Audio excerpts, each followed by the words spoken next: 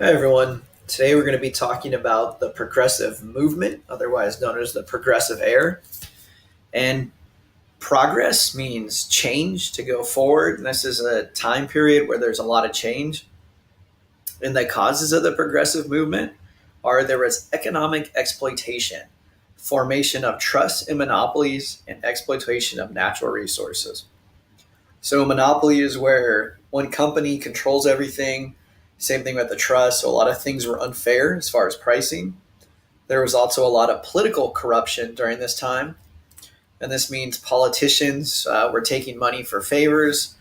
There is formation of political machines maintaining power through bribes and voter intimidation. So they would scare voters to vote for certain people. And social injustice, such as there was child labor, living conditions were very bad. If you remember the tenements and slums, consumer protection, people weren't protected when they bought stuff. There was racial inequality, gender inequality, and ethnic inequality. So people want to see changes in a lot of these things. And the goals of the movement are they want to guarantee economic opportunity. They want to start making more money. They want to provide political power to the public. Too many people didn't have power, and they want to eliminate social injustices. Everyone should be equal.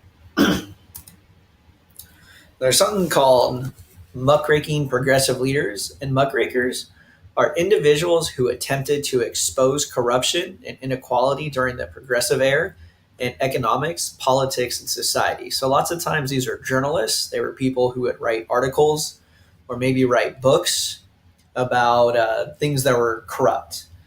Here's some examples of some famous muckrakers. First one is Ida Tarbell. He wrote The History of Standard Oil Company. Standard Oil is John D. Rockefeller's company, and this is a book about the ruthless methods used by the Standard Oil Company to rise to power and how they formed a monopoly on oil. Back then, if you wanted to buy oil, you had to buy it through Standard Oil, was the only company. Lincoln Steffens wrote The Shame of Cities, and this showed the corruption that existed in several United States cities. So it just talked about how lots of mayors and people could be bought off and things were very corrupt. And Upton Sinclair wrote The Jungle, which you guys read a small part of that, but it was a book that showed meat companies sold bad meat. And it also showed how bad the working conditions were for the worker. So a lot of people, particularly the meat part, when they saw how disgusting the meat was, they want to change. So here's some accomplishments of the progressive era. There was economic accomplishments. The Sherman Antitrust Act prevented any business structure that restrains trade. So essentially, it made monopolies illegal. And then the Clayton Antitrust Act expanded upon the Sherman Antitrust Act by exempting unions from prosecution under the Sherman Act, and it outlawed price fixing. So unions couldn't get in trouble anymore. They can go on strike easier. And it outlawed what's called price fixing. That's where all the companies get together and say, let's sell stuff for $100. You can't do that. You can't fix prices. And the Federal Reserve System was established. There's some political accomplishments that happened as well. There's something called primary elections were established. This gives people a chance to vote for everybody now. It used to be even for presidents, a political party would nominate someone, and people never got to nominate someone for president, so they didn't have much of a say. Same thing for Senate, for House of Representatives. So now the people have say in all the government. And then the 17th Amendment was passed, which established the direct election of senators. Senators used to be chosen by different people than the state, but now the people can vote for senators. Some other political accomplishments of the progressive movement is the 18th Amendment. This is prohibition. It made alcohol illegal.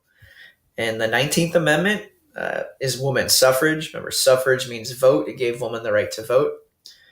And the efforts to gain the right to vote for women were realized through the strong leadership of the women's movement by Carrie Chapman Catt and Alice Paul. And there's some social accomplishments as well. There was consumer protection. enacted the Meat Inspection Act. So now the government makes sure that meat you buy is safe. And then there's the Pure Food and Drug Act. And really, this one, it's a little different. It just makes sure what people say is true. People can't say, like, this drug is going to cure you and you won't have cancer if you have this drug or if you eat this food. You can't do that. And then there's the 21st Amendment, which repealed prohibition. So it made alcohol legal again. If you go to the previous one, 18th Amendment made alcohol legal, but it didn't work. So 21st Amendment, it made alcohol legal again. So people are allowed to drink again.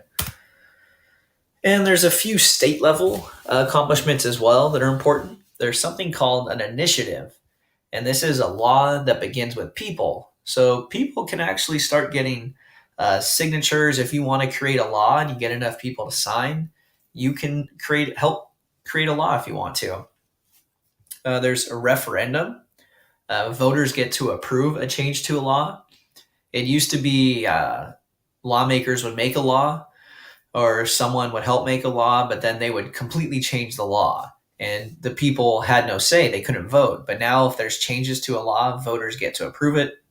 There's a recall, which is a special election to remove a politician from office. This actually happened in California, where I grew up. The governor, people didn't like. His name was Gray Davis, so they had an election and they removed him. And then they elected Arnold Schwarzenegger. But a recall, you can get rid of a politician. And then a secret ballot. And this is nobody is allowed to know who you voted for.